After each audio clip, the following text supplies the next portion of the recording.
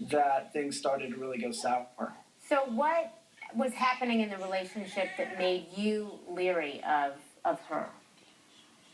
Well, she just did some very obsessive things. She was very clingy to him, always around him when he didn't want her to be. They were looking to separate their life. He was looking to move on, but he couldn't get her out of his life. He stayed at my house 2 weeks before he was murdered. We went skiing together at the end of May, I think it was, and he just. He shared with me about times how he's trying to get away from her and trying to move on, because I'd asked about how that relationship was going, and even though he was trying to move on, she kept trying to pry herself into his life. Did he ever indicate anything to you that he might be fearful of her, or that he feared she could be violent in some way? I don't think that he would have ever imagined that she would have been that violent. And that's what's really amazing, is that, this week, I'm sure we're going to hear more and more lies about what she said and what other people are going to say about her. Just like we've heard tons and tons of lies all the way through this court case. But I think if you think about what happened, I mean, she says she drops the camera, he gets mad, lunges at her and attacks her, and she claims self-defense, that she had to protect her life. Here's what we do know, that she surprised him and that she had premeditated this murder. She went after him and tried to kill him and caught him off guard.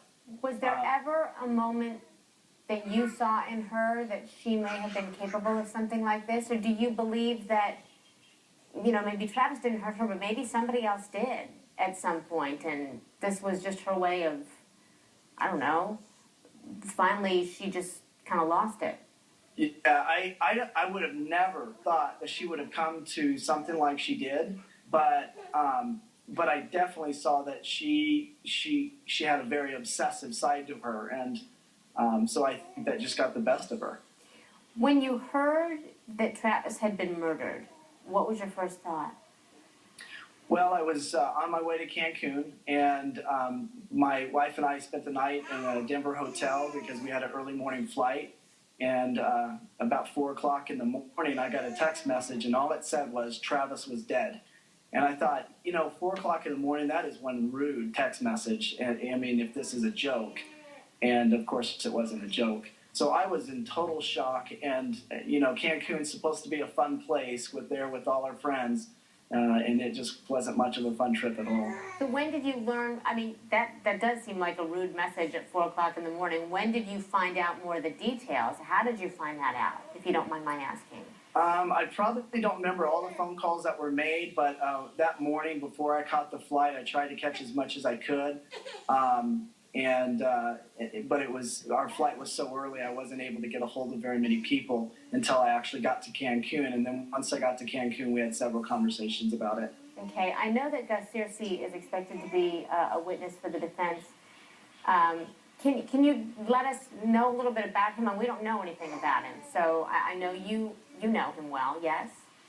Yeah, Gus Searcy is a leader in prepaid, was a leader in Legal Shield, or prepaid legal.